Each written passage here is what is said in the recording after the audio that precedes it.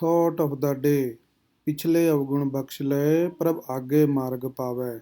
Please forgive my past actions, God, and place me in your path for the future. UNIT-1 Solidstate, Part 7 Electric Properties of Solids by Amrik Singh, PGT Chemistry. Magnetic properties of solids. Solid can be divided into different classes depending on their response to magnetic field. And first of all, diamagnetic substances. These are weakly repelled by the magnetic field and do not have any unpaired electron. For example, TiO2, V2O5, C6SC1, C6S6, NaCl. Second one is paramagnetic substances. These are attracted by the magnetic field and have unpaired electrons. These lose magnetism in the absence of magnetic field. Examples: O2, Cu2 positive, Fe3 positive, etc. Third one is ferromagnetic substances. These are attracted by the magnetic field and show permanent magnetism even in the absence of magnetic field. For example, Fe, Co, and nickel. And fourth one is anti-ferromagnetic substances.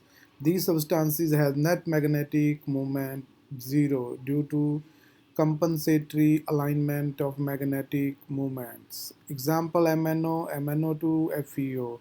They have a large number of unpaired electrons and they appears to be ferromagnetic, but actually their net dipole moment is zero due to the equal alignment of the moments in opposite directions.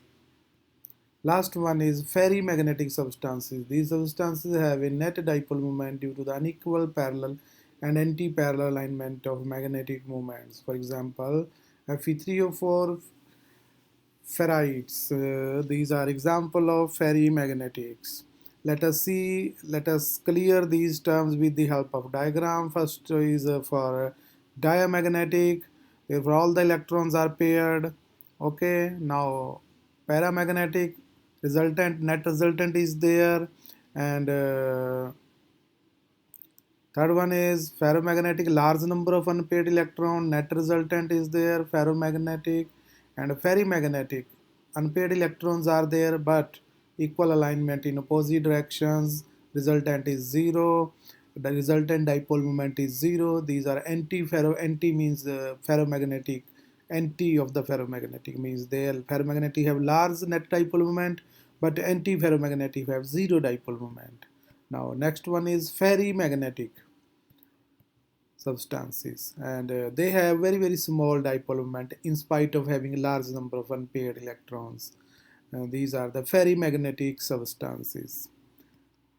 Conduction of electricity in semiconductors or band theory. Conductors, we have valence band, conduction band, and valence band overlap with the conduction band. Overlapping is there.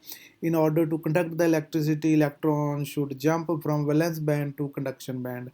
Only then the electricity will be conducted, otherwise not. In conductors, they overlap. It's clear that they will conduct the electricity. Now for semiconductor, valence band, conduction band, there is small energy gap. Okay, when temperature is increased, the electron can jump from valence band to conduction band, and their conductivity increase with the increase of temperature. They conduct electricity to small extent.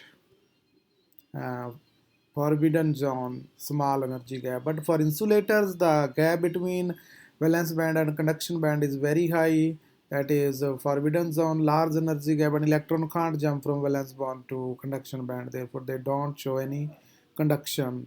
Okay, now doping and semiconductors. Conductivity of semiconductor is increased by adding an appropriate amount of suitable impurity. This process is called doping.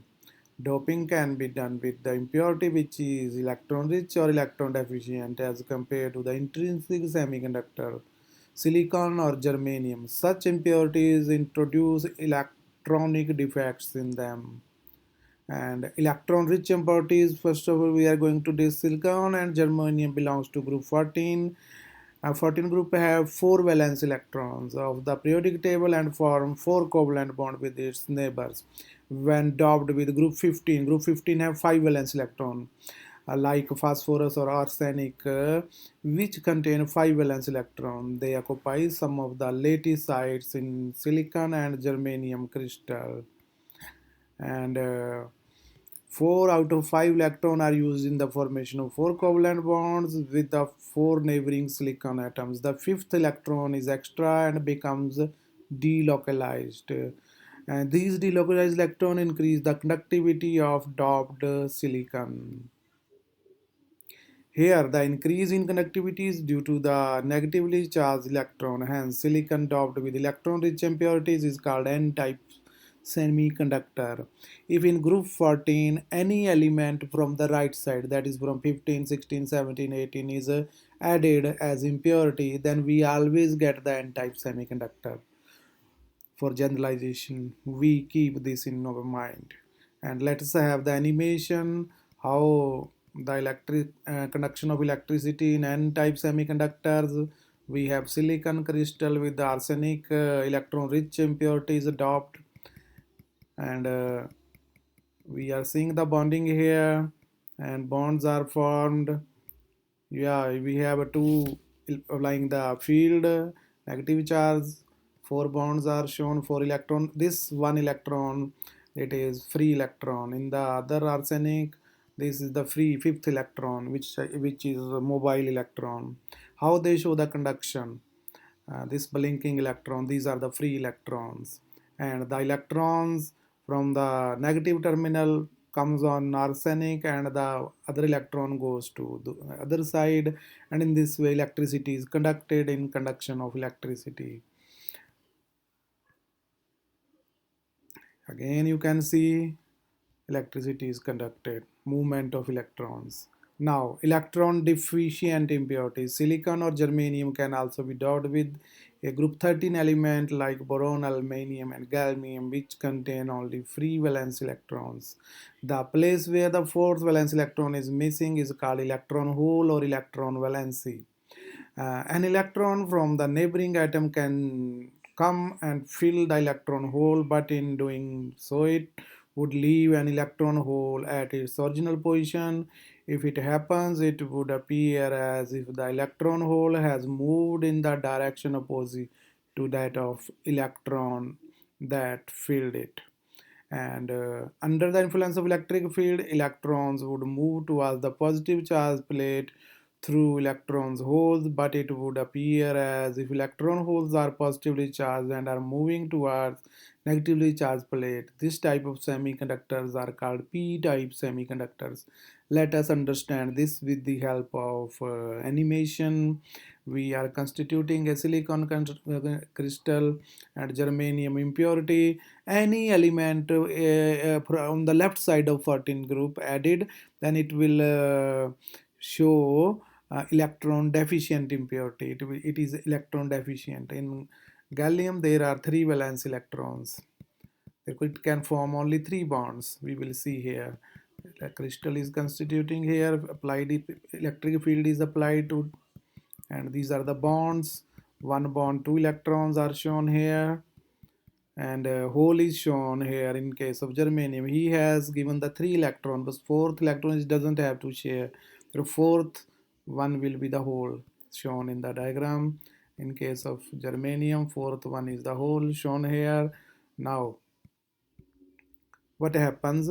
The electron from the neighboring silicon atom falls in the hole of germanium, and the electron from the germanium move towards the positive terminal, and we are seeing, and from the neighboring the electron fall in the next hole, and from the negative terminal is the source of electron moves and is fall in the hole. In this way there is the conduction of electricity. And some homework basing on these concepts, some ncert questions are there as usual. At the end, we can make the summarization as for n-type semiconductors, n means negative. Negative means electrons. So n-type semiconductors show the conduction of electricity due to free electrons or negative charge. And for p-type semiconductor, P means positive. They show the conduction of electricity due to the presence of holes or positive charge. And thank you for attending the lecture.